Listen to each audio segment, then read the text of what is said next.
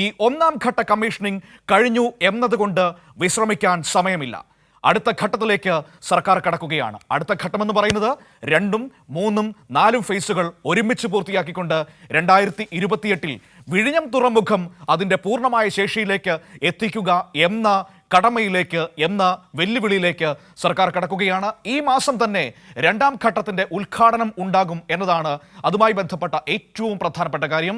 ഈ 2ാം ഘട്ടം എന്ന് പറയുന്നത് 9,858 കോടിയുടെ ബൃഹത് ഘട്ടമാണ്, ബൃഹത് പ്രൊജക്റ്റാണ്. അത് കഴിയുമ്പോൾ ഈ ഘട്ടം പൂർത്തിയാകുമ്പോൾ 30 ലക്ഷം TEU, അതാണല്ലോ ഈ കണ്ടെയ്നറുകളുടെ അളവ് ശേഷി എന്ന് പറയുന്നത്. അത്രയും കണ്ടെയ്നറുകൾ കൈകാര്യം ചെയ്യാൻ കഴിയുന്ന രീതിയിലേക്ക് നമ്മുടെ വിഴിഞ്ഞം തുറമുഖം വളരും. കേരളത്തിന് തിരിഞ്ഞു നോക്കേണ്ടി വരില്ല ഇനി ഈ 2ാം ഘട്ടം കൂടി പൂർത്തിയാകുമ്പോൾ. സുലേഖ തിരുവനന്തപുരത്ത് നിന്ന് നമ്മളോടൊപ്പം ചേരുകയാണ്. നോക്കാം എന്താണ് അടുത്ത ഘട്ട പ്രവർത്തികൾ, സർക്കാർ എന്താണ് ചെയ്യാൻ ഉദ്ദേശിക്കുന്നതെന്ന്. Sulekha, good morning. Good morning Manu.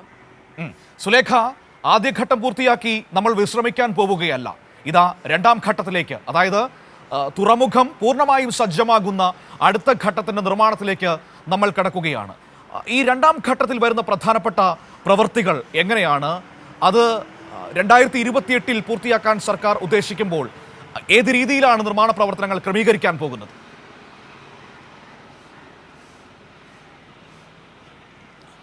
Manu, തീർച്ചയായും മനു സൂചിപ്പിച്ചതുപോലെ തന്നെ കേരളത്തിന്റെ സ്വപ്ന പദ്ധതിയായ വിഴിഞ്ഞം തുറമുഖത്തിന് ഇന്നലെ പ്രധാനമന്ത്രി നരേന്ദ്രമോദി, മുഖ്യമന്ത്രി പിണറായി വിജയന്റെ അധ്യക്ഷതയിൽ കമ്മീഷനിങ് പൂർത്തിയായതോടുകൂടി വലിയൊരു നേട്ടത്തിലേക്കാണ് വിഴിഞ്ഞം തുറമുഖവും അതിനൊപ്പം തന്നെ കേരളവും കടന്നത് എന്നുള്ളത് തന്നെയാണ്. കേരളത്തിന്റെ സ്വപ്ന പദ്ധതിയായിരുന്നു വിഴിഞ്ഞം തുറമുഖം. ഇത് 1ാം ഘട്ട കമ്മീഷനിങ്ങിനോട് കൂടി തന്നെ യാഥാർത്ഥ്യമാകുന്ന ഒരു സാഹചര്യത്തിലേക്ക് പോകുന്നു. ഈ 1ാം ഘട്ട കമ്മീഷനിങ്ങിന് ശേഷം ഇനി 2ാം ഘട്ടം ഉടനടി തന്നെ ആരംഭിക്കും. അതിനുള്ള നടപടികളൊക്കെ തന്നെയും പുരോഗമിക്കുകയാണ്. ഇത്തരത്തിൽ 2ഉം 3ഉം 4ഉം ഘട്ടം ഒരുമിച്ചാണ് ഇത്തരത്തിൽ ഈ വിഴിഞ്ഞം തുറമുഖവുമായി ബന്ധപ്പെട്ടുള്ള ഘട്ടങ്ങൾ പൂർത്തീകരിക്കുക എന്നുള്ളത് തന്നെയാണ് നമുക്ക് മനസ്സിലാക്കാൻ കഴിയുന്നത്. അതിൻ്റെ നടപടികളൊക്കെ തന്നെയും പുരോഗമിച്ചു വരികയാണ്. നേരത്തെ മനു സൂചിപ്പിച്ചതുപോലെ തന്നെ മെയ് മാസത്തിൽ തന്നെ ഇതിൻ്റെ ഈ 2ാം ഘട്ട നിർമ്മാണ പ്രവർത്തനങ്ങളുടെ ഉദ്ഘാടനം മുഖ്യമന്ത്രി പിണറായി വിജയൻ നിർവഹിക്കുമെന്നത് തന്നെയാണ് നമുക്ക് മനസ്സിലാക്കാൻ കഴിയുന്നത്. 3 വർഷത്തിനകം ഈ 2ാം ഘട്ട നിർമ്മാണ പ്രവർത്തനങ്ങളുടെ പൂർത്തീകരണം ഉണ്ടാകും എന്നതുകൂടി നമ്മൾ പറയേണ്ടതുണ്ട്. ഇതിനാവശ്യമായ തുക 900 കോടിയോളം രൂപയാണ് ഇതിനാവശ്യമായി വരുന്നത്. ഈ തുക വിഴിഞ്ഞം പോർട്ട് പ്രൈവറ്റ് ലിമിറ്റഡ് ആണ് മുടക്കുന്നത്. പൂർണ്ണമായും ഇത്തരത്തിൽ ഈ 2ഉം 3ഉം 4ഉം ഘട്ടം ഒരുമിച്ച് പൂർത്തിയാകുന്ന ഘട്ടത്തിൽ തന്നെ നേരത്തെ സൂചിപ്പിച്ചതുപോലെ തന്നെ അന്താരാഷ്ട്ര തലത്തിൽ തന്നെ വിഴിഞ്ഞം തുറമുഖം ശ്രദ്ധ നേടുമെന്നുള്ളത് തന്നെയാണ്. നേരത്തെ തന്നെ ഇത്തരത്തിൽ MSC തുർക്കി അടക്കമുള്ള മദർഷിപ്പുകൾ വിഴിഞ്ഞത്ത് നങ്കൂരമിടുന്ന ഒരു സാഹചര്യം ഉണ്ടായിരുന്നു. ആ ഒരു കാര്യം തന്നെ ലോകത്ത് വിഴിഞ്ഞം തുറമുഖം ആഗോള ശ്രദ്ധ, മാരിടൈം മേഖലയിൽ ആഗോള ശ്രദ്ധ നേടുന്ന ഒരു സാഹചര്യത്തിലേക്ക് കടന്നിരുന്നു. ഈ 2ാം ഘട്ട നിർമ്മാണത്തിൽ 1200 മീറ്റർ ബർത്തും അതിനൊപ്പം തന്നെ 920 മീറ്റർ പുലിമുട്ട് നിർമ്മാണവും ഉണ്ടാകും. ഒപ്പം കണ്ടെയ്നറുകൾ സൂക്ഷിക്കുന്നതിനുള്ള നിർമ്മാണം, ഈ പുതുതായി നിർമ്മിക്കുന്ന ബർത്തിൽ ഓരോ 100 മീറ്ററും ഒരു ഷിഫ്റ്റ് ഷോർ ക്രെയിനുകൾ ഉണ്ടാകും. അങ്ങനെ 1200 മീറ്ററിൽ 12 ഷിഫ്റ്റ് ഷോർ ക്രെയിനുകളാണ് ഉണ്ടാവുക. ഒപ്പം കണ്ടെയ്നർ നീക്കത്തിന് 36 യാർഡ് ക്രെയിനുകളും 2ാം ഘട്ടത്തിൽ വിഴിഞ്ഞം തുറമുഖത്ത് നിർമ്മിക്കുമെന്നതാണ് നമുക്ക് മനസ്സിലാക്കാൻ കഴിയുന്നത്. അങ്ങനെ 1ാം ഘട്ടത്തിൽ 24 യാർഡ് ക്രെയിനുകളും ഒപ്പം 8 ഷിഫ്റ്റ് ഷോർ ക്രെയിനുകളുമാണ് 1ാം ഘട്ടത്തിൽ ഉണ്ടായതെങ്കിൽ 2ാം ഘട്ടം പൂർത്തിയാകുമ്പോൾ ബർത്തിന്റെ മൊത്തം നീളം 2000 മീറ്ററും അതിനൊപ്പം തന്നെ പുലിമുട്ടിന്റെ നീളം എന്ന് പറയുന്നത് 3880 മീറ്ററുമായി ഉയരുമെന്നത് തന്നെയാണ്.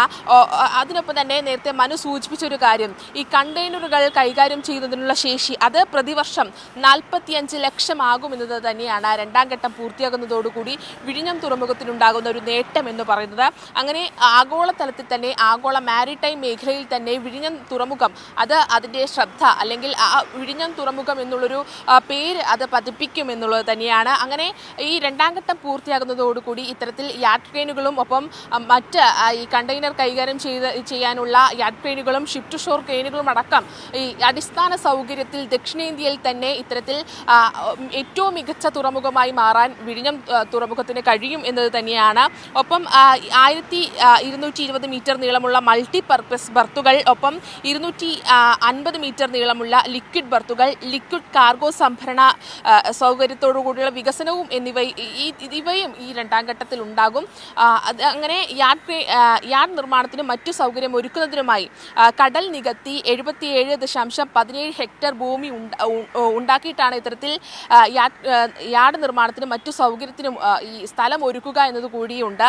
അപ്പോൾ ഈ പറഞ്ഞു വരുന്നത് 2045 പൂർത്തിയാക്കേണ്ട പ്രവൃത്തിയാണ് പതിറ്റാണ്ടുകൾക്ക് മുൻപ് തന്നെ കേരള സർക്കാരിൻ്റെ നിശ്ചയദാർഢ്യത്തോടുകൂടി പൂർത്തിയാകുന്നത് എന്നുകൂടി നമുക്ക് പറയേണ്ടി വരും. അതോടുകൂടി കേരളത്തിൻ്റെ സമ്പദ്ഘടന അത്തരത്തിൽ 2035 മുതൽ ഈ വിഴിഞ്ഞം തുറമുഖത്തു നിന്നുള്ള ഈ വരുമാനം അത് കേരളത്തിൻ്റെ സംസ്ഥാന സർക്കാരിന് നേടാൻ കഴിയും. ഇത്തരത്തിൽ കേരളത്തിൻ്റെ സമ്പദ്ഘടനയെയും അങ്ങനെ എല്ലാ തരത്തിലും ഈ വിഴിഞ്ഞം തുറമുഖം സ്വാധീനിക്കും എന്നുള്ളത് തന്നെയാണ്. രണ്ടാം ഘട്ടം പൂർത്തിയാകുന്നതോടുകൂടി ഈ റിംഗ് റോഡുകളും ഒപ്പം ഭൂഗർഭ റെയിൽപാതകളും പൂർത്തിയാകും. അങ്ങനെ വിഴിഞ്ഞം തുറമുഖം മാരിടൈം മേഖലയിൽ ഇതിനോടകം തന്നെ ശ്രദ്ധ നേടിയിട്ടുണ്ട്. രണ്ടാം ഘട്ടം പൂർത്തിയാകുന്നതോടുകൂടി ഇത്തരത്തിൽ വലിയ രീതിയിൽ തന്നെ ദക്ഷിണേന്ത്യയിൽ മാത്രമല്ല, ഇന്ത്യയിൽ മാത്രമല്ല, ലോകത്ത് തന്നെ വിഴിഞ്ഞം തുറമുഖം ശ്രദ്ധ നേടും. നേരത്തെ ഈ ട്രയൽ റൺ പൂർത്തിയായതോടുകൂടി MSC തുർക്കി അടക്കമുള്ള മദർഷിപ്പുകൾ വിഴിഞ്ഞം തുറമുഖത്ത്